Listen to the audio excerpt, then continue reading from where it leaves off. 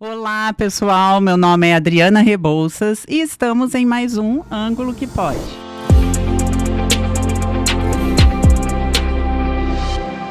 Trouxe hoje uma pessoa muito querida na nossa cidade e região. Uma pessoa que já tem no DNA essa questão de querer ajudar o próximo, um coração incrível. O deputado estadual, Dr. Elton. Fala um pouquinho de você, doutor Elton. Adriana. Não vou te chamar de doutor, não, porque eu não te chamo de doutor. Só te apresentei como doutor. Aqui eu tô em casa, e eu agradeço pelo seu convite aqui no Ângulo que Pode. E eu me sinto muito satisfeito de estar aqui com você hoje, até porque eu conheço bastante da sua história de vida. Eu pude te ver trabalhando, ali vendendo carros da época, conhecemos. Aí depois você crescendo, desenvolvendo a questão de fotografia, e nós amamos exatamente.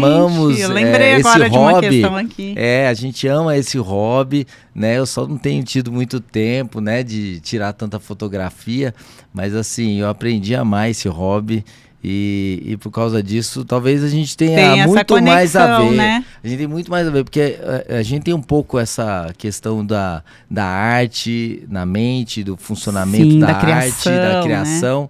E é muito legal. Bom, é um prazer estar aqui com vocês hoje. Esse convite assim me enche de alegria, porque a gente pode bater um pouco de papo sobre tudo aquilo que eu tenho feito e sobre aquilo que eu penso no atendimento e no cuidado de pessoas. Que maravilha! E sabe que eu queria que você falasse primeiramente, porque eu acho que as pessoas também que estão nos ouvindo, nos assistindo, têm essa curiosidade de saber um pouco de você do início, como que foi sua história, onde você estudou. Na polícia é passar capivara, né? Então nós vamos lá, tá bom.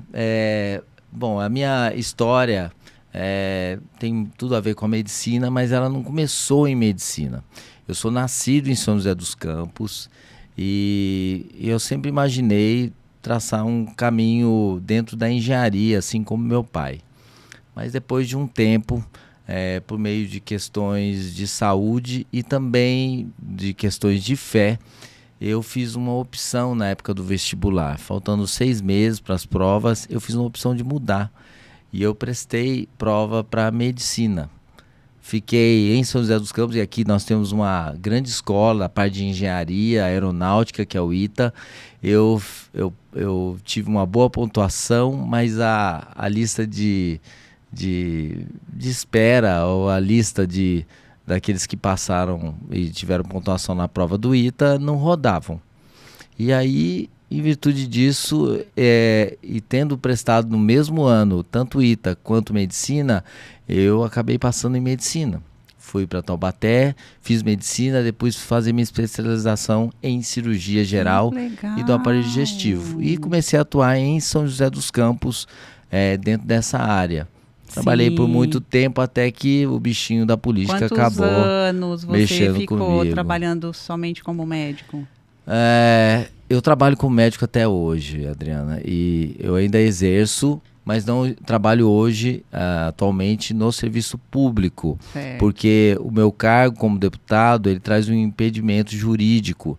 Eu posso trabalhar nos hospitais privados, mas em virtude de estar exercendo um papel de fiscalizador do Estado e também do município, eu não posso exercer o meu trabalho dentro do SUS, entendeu? Entendi. Mas eu trabalhei dentro da equipe de cirurgia do Hospital Municipal em São José dos Campos, como cirurgião. Trabalhei durante 22 anos como intensivista também, né, em alguns hospitais aqui da nossa cidade. E durante esse tempo eu pude também trabalhar no SAMU, que foi uma grande paixão também da minha vida, em virtude que adrenalina, né, que deve ser trabalhando no SAMU. Tem tantas histórias. Depois eu quero que você compartilhe uma história com a gente, porque imagina trabalhar no SAMU, viver dentro daquela ambulância correndo.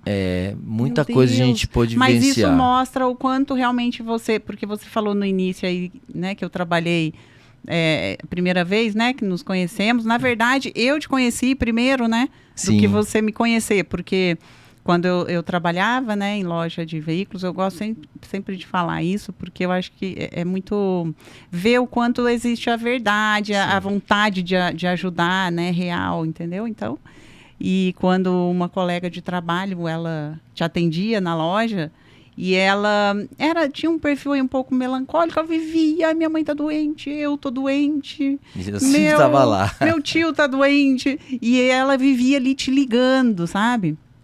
E aí a loja comentava, falava, gente, esse doutor Elton tem uma paciência, porque ela tá o tempo inteiro, e ela ainda usava muito rímel, ela chorava, escorria aquela lágrima preta.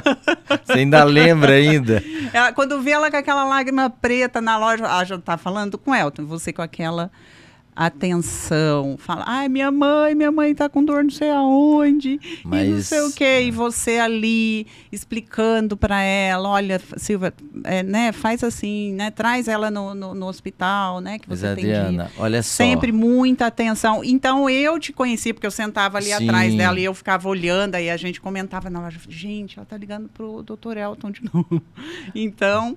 Mas a medicina tem um pouco disso. Ela, e em especial a cirurgia, ela é muito prática, resolutiva. É tipo, tem que cortar, tem que tirar. Mas eu sempre tive também um olhar um pouco mais empático da medicina, que é olhar para o sofrimento. De querer ajudar. De querer ajudar. Em primeiro lugar. Você sabe que uma grande parte das nossas patologias começam às vezes por meio de alterações comportamentais, ligadas à ansiedade, depressão, autoaceitação.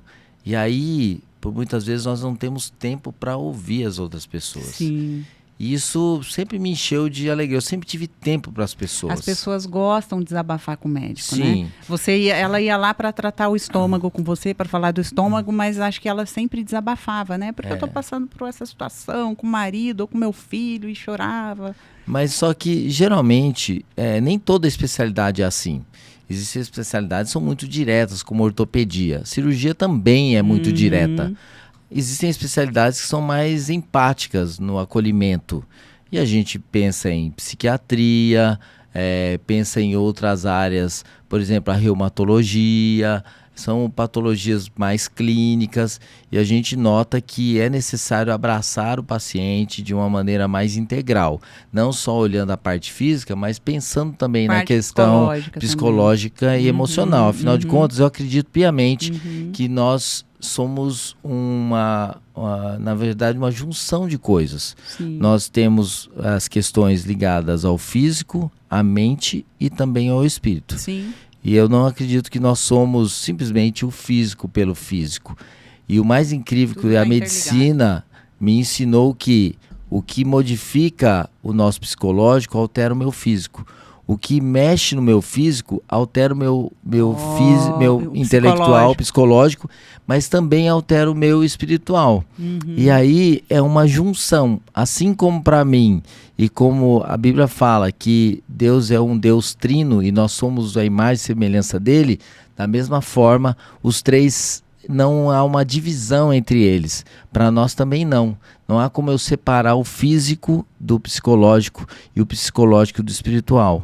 Para mim, os três trabalham juntos para trazer a pessoa num ponto que seja completo. Exatamente. E eu acho que a pessoa que chegou ali com uma dor, né, é uma pessoa, de repente, sofrida, ninguém tem um olhar carinhoso para ela, ninguém chega para ela e fala, o que você tem?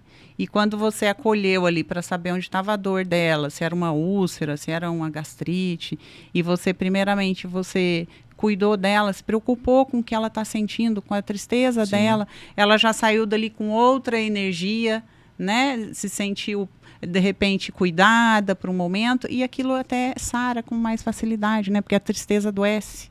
Por isso eu sempre falo da importância da psicoterapia, do trabalho dos psicólogos, dos psiquiatras, que por muitas vezes não era valorizado, e ainda existia a questão da psicofobia. Sim. E aí a gente nota preconceito que também. É um preconceito sobre o sofrimento psicológico. Sim. E o que a gente nota é que em tudo na nossa vida, em todas as nossas patologias, existe um quesito também psicológico. Tudo tá ligado.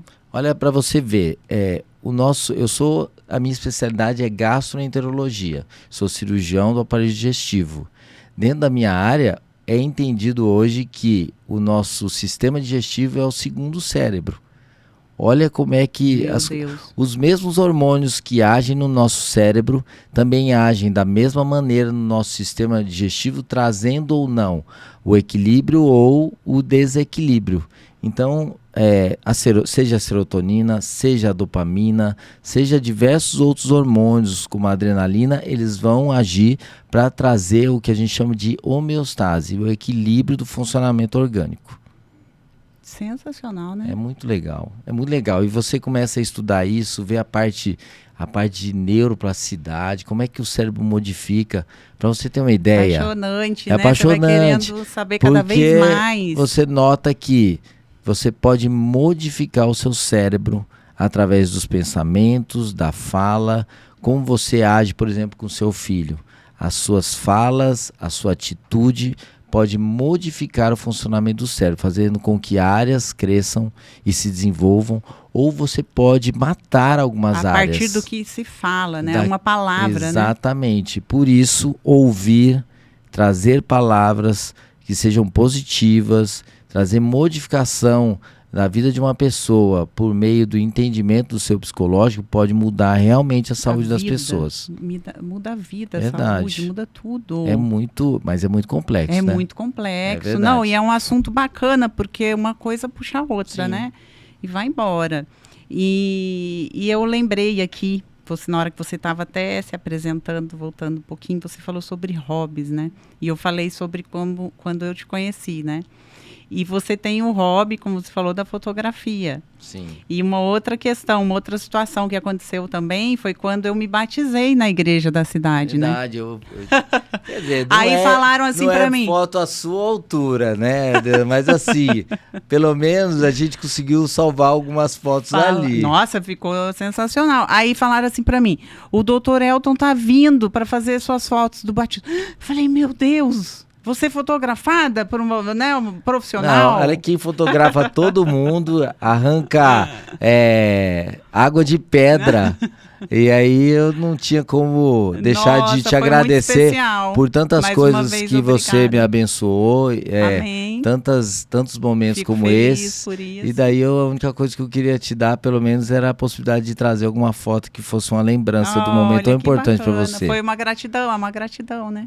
Você vê que o carinho sempre que você tem um diferencial, né? Que está sempre em você, né? É verdade. E falando aí, né, em ajudar as pessoas, seja de uma forma física, psicológica até, eu acho que é por isso que você escolheu a medicina? O porquê da medicina? Tem uma questão de fé, porque eu entendia que eu precisava fazer algo que pudesse tocar pessoas. E por isso eu acabei fazendo a opção. Existem diversos outros trabalhos que você pode utilizar para tocar pessoas. A medicina é um deles. E naquele momento eu fiz essa opção. Mas também tem a ver um pouco com a minha condição de saúde. Para quem não sabe, eu estou agora com 49 anos, estou quase que com meio século, mas eu me tornei diabético aos 10 anos de idade. Eu não sabia. E aos 10 anos de idade, por causa do meu diabetes, eu me lembro da minha mãe uma vez contando que ela sonhava. Não. Mas minha mãe um dia, o meu diabetes é tipo 1, é aquele insulino dependente. E a minha mãe ela tentava fazer bolos para mim. Bolo sem açúcar não cresce. Hoje a gente tem diversas receitas que acabam crescendo. Naquela época só era com açúcar, não tinha outra. E o bolo sem açúcar com adoçante solava. E aí minha mãe falava, meu Deus, eu não consigo fazer um bolo que presta para ele. Esse menino. E aí o que acontecia? Ela passou a sonhar diversas vezes que ela fazia o bolo e ele solava. E eu ia lá, fazia o bolo e o bolo crescia. E aí ela, durante vários anos... Você fazia o bolo? Eu fazia o bolo e o bolo sem crescia. Açúcar? Fazia o bolo. Quando eu fazia o bolo crescia. E ela fazia o bolo não crescia. E ela sonhava isso diversas vezes. Até que um dia ela teve um entendimento de Deus que se alguém tinha que fazer o bolo, era eu. E ela falou, peraí, eu tô tentando cuidar da saúde dele, tem sido tão difícil, eu não sei como fazer. Daí ela orou, Deus, ó, se é para que ele faça o bolo, dá para ele condição para se cuidar. E ela passou a orar e nunca me contou para que eu fizesse medicina. E eu caminhei para medicina sem que ela falasse. Ela sem que ela falasse. Eu ia para engenharia e aí 6 meses antes da prova, Deus mudou e me trouxe para medicina. Então tem a ver com fé, mas também tem a ver com quem eu sou. Eu sou alguém que teve um problema de saúde e que hoje pode trazer, através do meu autoconhecimento, do meu diabetes, das condições que eu vivencio de saúde, trazer saúde para outros que estavam desacreditando que poderiam ter saúde mesmo tendo diabetes. Naquela época ainda que não tinha muitos recursos, para ter uma ideia, com 10 anos de idade, 11 anos de idade, o único lugar que tinha Coca-Cola Diet na época era na Argentina. Eu tinha que importar Coca-Cola Diet para tomar uma Coca que durava um mês. A Coca-Cola durava um mês, sem gás. E aí, depois é que o Brasil passou a ter, então, refrigerante Diet e tudo mais. Diet, isso. Né? Sem açúcar. Mas hoje, então? Hoje tem tudo que você quiser. Se vive sem açúcar. E mesmo assim, as pessoas ainda erram nas suas dietas e no controle de tantas coisas. Né? É verdade. Mas tem muita tecnologia hoje para o cuidado do diabetes. Muita. E qual a melhor tecnologia hoje, falando em diabetes? Bom, existe diabetes tipo 1, tipo 2, aí tem a gestacional, as 3 em especial. A tipo 1 é insulino dependente, a tipo 2 geralmente é do adulto, geralmente está ligado à resistência insulínica ou redução da produção de insulina, mas a pessoa ainda produz. E a gestacional, ela culmina geralmente temporariamente ou permanentemente aparecendo na gestação. E depois da gestação some? Nem sempre, às vezes permanece. Mas a tipo 1, o paciente não produz nada de insulina. Geralmente ela é de causa autoimune, que é a minha situação. Hoje não produz nada não de produzo insulina? Nada. Você tem então eu tenho que fazer a aplicação da insulina. Existem diversas tecnologias, como o uso de bombas de insulina, que facilitam e transformam aquele aparelho como cumprindo o papel do pâncreas, que é o produtor da insulina. Existe também a monitorização hoje, que você pode fazer através do sangue, que é a capilar. Existe uma coisa um pouco mais moderna, que é capilar, porque é dos capilares sanguíneos. Certo. Você fura o dedo, sai uma gota de sangue e de lá você mede a glicemia. Existe a glicemia intersticial, que é feita através da aferição do açúcar no meio dos tecidos. E aí, para isso, você precisa ter um sensor. Hoje eu estou com um sensor, está aqui aplicado no meu braço. E através dele, com o celular, eu consigo fazer a aferição da minha glicemia. Então, eu chego, abro o meu aparelho, abro o meu celular, né? Eu abro ele num aplicativo e daí eu vou fazer a aferição da minha glicemia. Então, eu chego aqui, coloco ele no meu braço, e daí eu faço imediatamente. Então agora eu estou com 83, né? Para quem está vendo aqui, eu faço a aferição da minha glicemia imediatamente no meu celular. E isso acontece por 24 horas, durante 14 dias. Esse sensor fica instalado aqui. Depois eu faço a troca.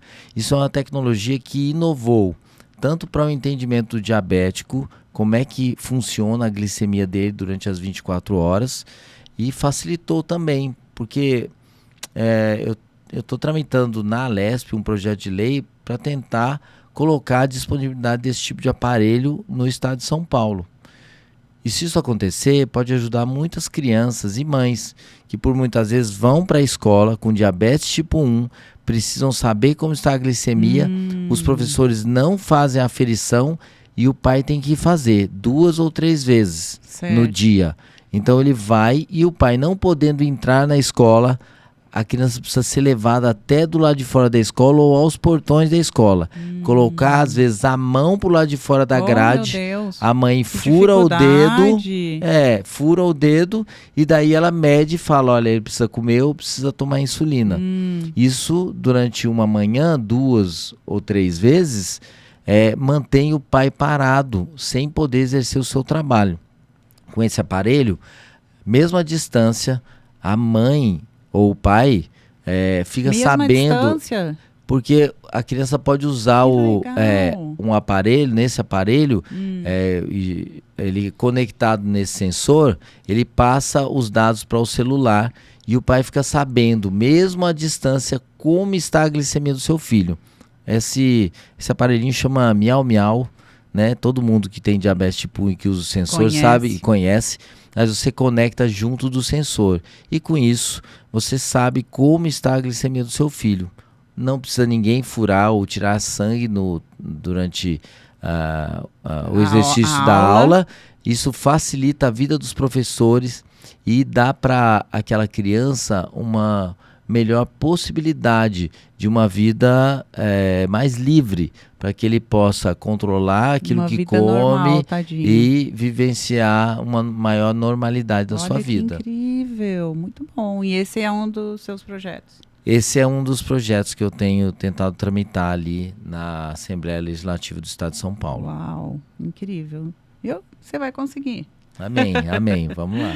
E uma outra pergunta aqui. Por que de onde surgiu essa vontade de entrar na política? Qual foi o primeiro start, assim, tipo, quero entrar na política?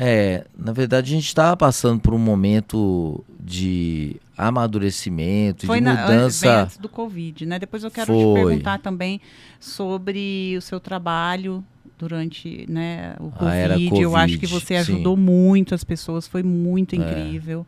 Todo dia ali você estava atualizando as pessoas, dando dica, confortando as pessoas. Foi um trabalho sensacional. Bom, eu acho que falando... Eu fiz 2 perguntas ao mesmo tempo, né? Uma eu vou falar com você que Covid, porque você escolheu a política. Mas a política, ela iniciou por meio do relacionamento com amigos mais próximos. Eles ficavam sempre falando para mim, poxa, mas você faz tanto de ajudar as pessoas. E você faz no SUS aquilo que faz no privado e no particular. Não tem mudança no seu comportamento, no atendimento de um ou de outro. E eu amava mesmo fazer isso, mesmo ali no hospital municipal. E as pessoas falaram, você influencia as pessoas de maneira positiva. E por que a gente precisa tanto de alguém que entenda de saúde e possa ir? E eu falava, não vou. Mas eu falei, Deus, mas será que é isso mesmo? É esse caminhar que o Senhor quer? Me dá a resposta. E aí, algumas portas foram se abrindo, outras pessoas... As coisas vão começando a encaixar, né? As pessoas foram movimentando, as coisas foram acontecendo, e mesmo eu não fazendo grandes movimentos, portas foram se abrindo para que eu tomasse a decisão. Deus. Por isso que não dá para desvencilhar a minha fé de nada daquilo que eu faço. Bacana, sensacional. E como que foi a questão do Covid? Né? Como eu acho que foi um turbilhão para você, porque você fazia muita coisa ao mesmo tempo, você estava na UTI, você estava em hospitais, você estava dando dica nas redes, você estava fazendo muita coisa ao mesmo tempo. Olha, existem muitas coisas boas que a gente passou do Covid, de aprendizado, mas tudo isso em meio a muito sofrimento. Eu vi tantas pessoas boas pessoas irem embora, mas também pude ajudar inúmeras pessoas. Salvar inúmeras pessoas. Quando apareceu a ideia do Covid, né, na mudança de 2019 para 2020, eu, diabetes tipo 1, eu estava dentro do grupo de risco. E a gente não sabia diante do que a gente estava enfrentando naquele momento. E o meu medo era o seguinte: se eu tiver contato com isso, como é que vai ser com a minha família? Como vai ser com a minha esposa e os meus filhos? E eu juro que eu fiquei aterrorizado. E pensando que se eu tivesse o primeiro contato com Covid, eu não poderia voltar para casa.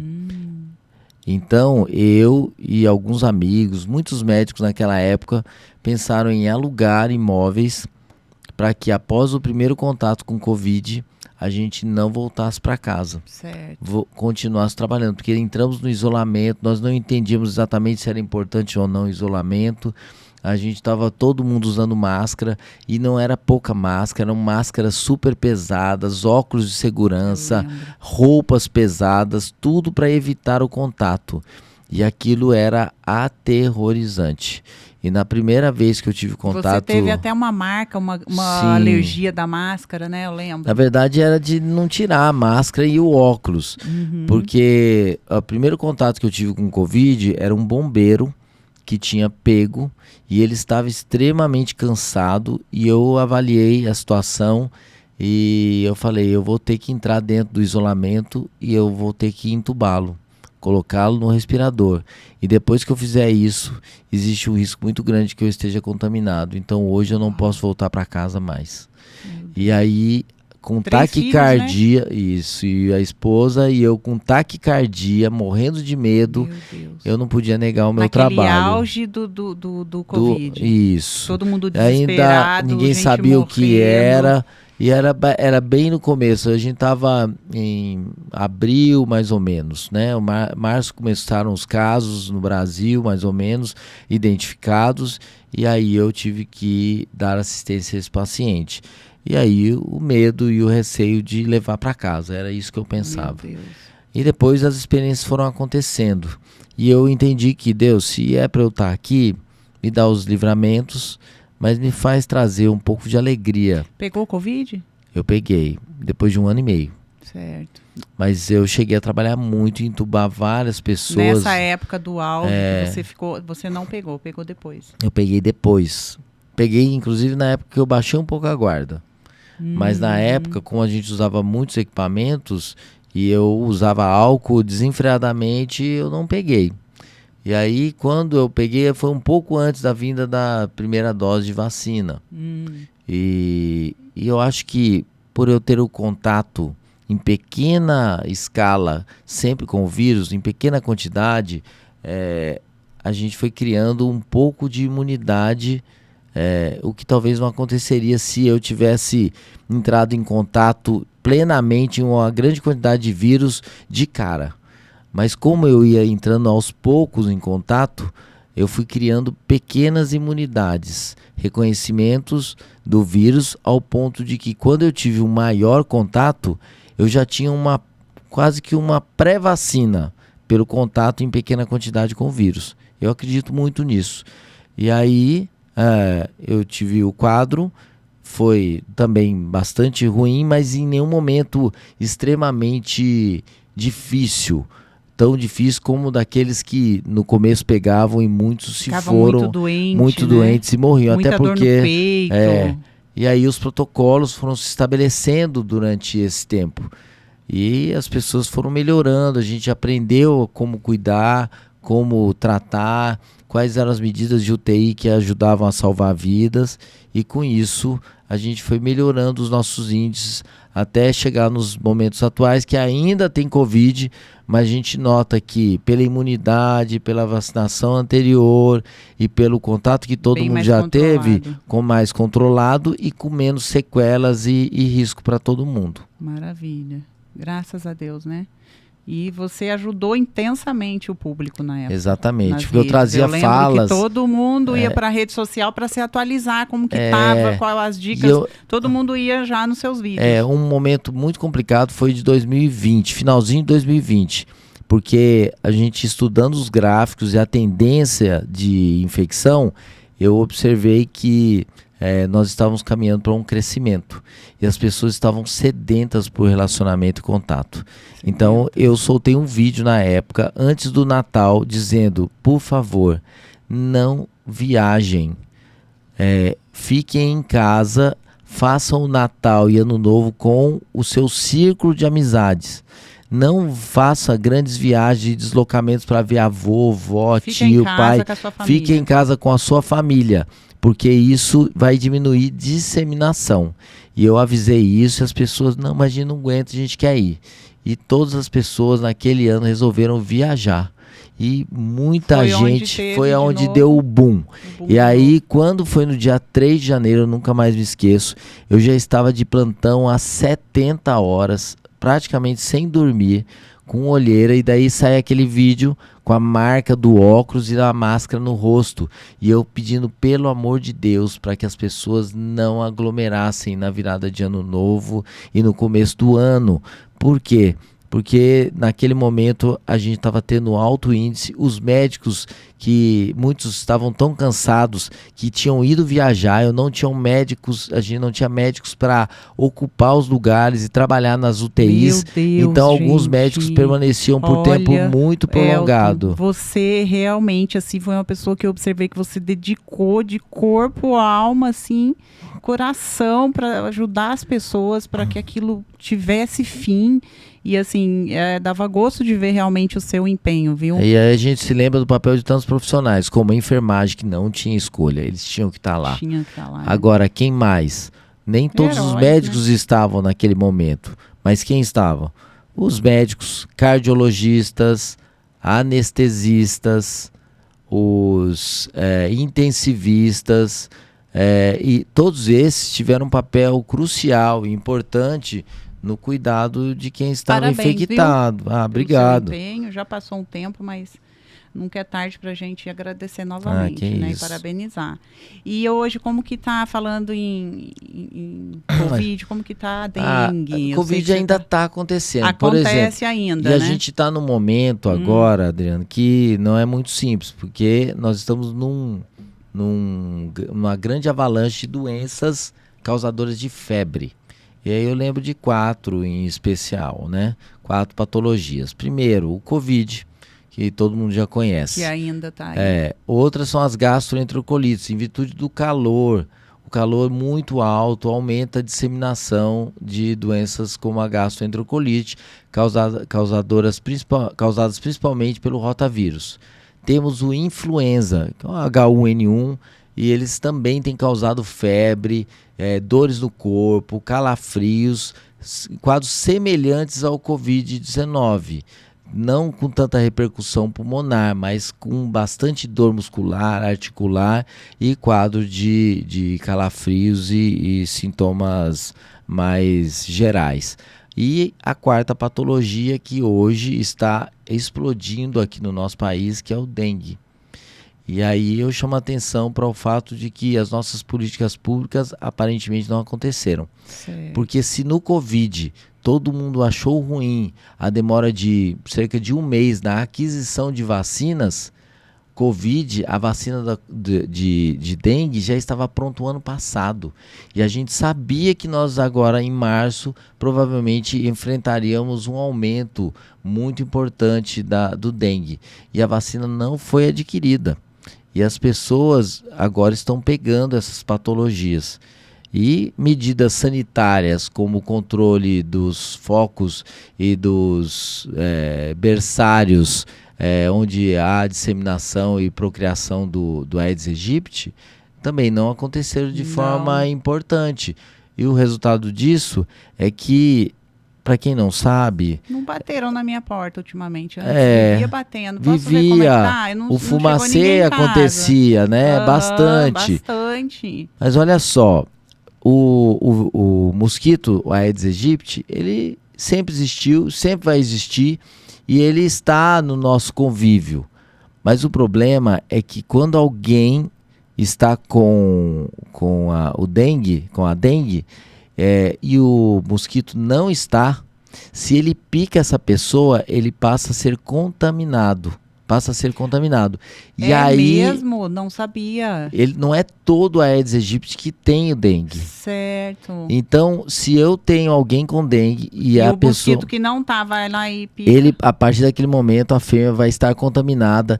E ela, se picar outra pessoa, ela vai disseminar. E aí, qual o problema? Então não é só a água parada, né? Não, por isso que tinha alguma coisa diferente para você falar, né? A prevenção não é só... Tem que olhar onde tem água parada, mas se alguém estiver com dengue, é tomar muito cuidado para que nenhum... Tanto é que eu tenho orientado algumas pessoas, porque a gente não tem a vacina disponível, a não ser na rede privada, ela não é barata, nem todo mundo vai ter acesso. Mas o que eu posso fazer para reduzir essa disseminação? Eu posso tentar evitar que esse tipo de mosquito ele invada a minha casa.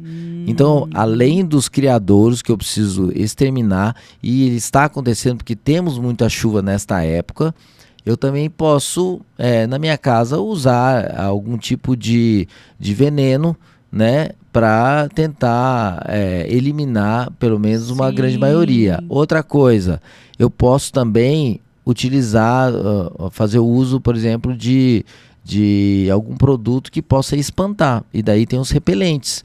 Por isso que o repelente está faltando tanto no mercado. Entendi. Porque se a gente diminuir as picadas pelo mosquito, também vai diminuir a disseminação daqueles mosquitos que estão contaminados com o vírus da dengue. Olha que importante. E quando a gente nota o gráfico, por exemplo, da dengue, eu trouxe até para você aqui a atualidade, né? Hoje nós estamos em março, hoje é nós estamos aqui gravando hoje dia 11, mas olha só qual que é a situação hoje. Nós temos de notificados só em São José dos Campos 41 mil casos de dengue. Uau. Nós temos confirmados 16 mil. Prováveis 33 mil. Em investigação nós temos esses 16 e temos 7.829 descartados. Nós temos 3 óbitos confirmados e 15 óbitos em investigação. Isso é só em São José dos Campos. Então não dá para dizer que é simplesmente alguma coisa muito passageira. Nós tomamos proporções muito grandes. E eu vi pessoas próximas, inclusive próximas minhas, morrerem de dengue. Meu Deus. Na última semana. Então, pessoas que têm alguma proximidade comigo. Então, a gente fica preocupado. E o que eu faço se eu tiver dengue? Essa pessoa não precisa fazer isolamento, mas cuidados com mosquitos, repelentes e alguns cuidados. Por exemplo, se o local onde você vive tem muito, aí vale a pena se proteger. Né? Às vezes com uma manga mais longa, usando e cobrindo, por exemplo, a região, por exemplo, das pernas, né? Dos braços, onde por muitas vezes esse mosquito voando baixo, ele vai acabar picando, existe a possibilidade de você se contaminar. Então, existe mais coisa para fazer. Não dá para simplesmente falar, os mosquitos estão aí, eu não ligo mais para isso. Pensar, né? A mãe tá com dengue, o mosquito entra lá, pica a mãe, pica o filho, pica o pai, todo mundo pega dengue. Existe essa possibilidade. Meu Deus! Por isso que quem pega precisa tomar alguns cuidados com o uso dessas medidas também. Não é só tentar acabar com os criadouros. O Elton, eu queria falar mais coisas com você. Tem muita coisa, né? Mas a gente também pode voltar outra vez. Pode voltar outra vez. Porque passou rápido. Eu queria que você contasse até uma experiência sua na época do SAMU, né? Que deve ter muita história. E aí vai ficar para uma próxima. Então, queria que você falasse um pouco da pré-candidatura de São José. E a prefeito de São José. Eu fiquei muito feliz em saber disso. Essas coisas me enchem mesmo o coração. Fiquei porque muito feliz. Eu sempre falei sobre a política precisa chegar na ponta e assistir pessoas. Não simplesmente pensar em obras. As obras, elas podem não resolver as demandas e as necessidades das pessoas. O dinheiro público é extremamente importante. Nós podemos trazer saúde pública por meio do investimento adequado do recurso público. E aí, eu sempre imaginei que eu preciso pensar em um gasto mais inteligente. Nós somos considerados uma cidade inteligente.